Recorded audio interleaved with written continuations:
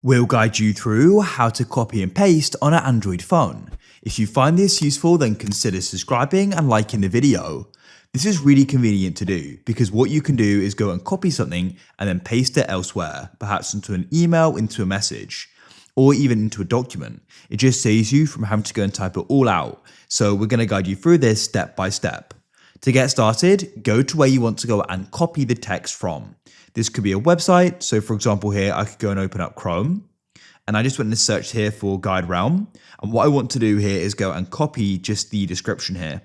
So first of all, we need to go and select what you want to go and copy. So what you want to do is go and tap and hold your finger on some text. So I'll tap and hold there. I've now just got GuideRealm selected. What I could do here is I could go and copy just that. I could press select all, but that'll go and do a lot. I want to go and select just what I want.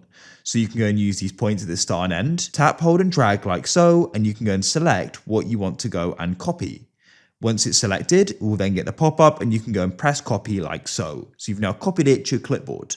Now you need to go to where you want to go and paste it. So I could go and swipe up.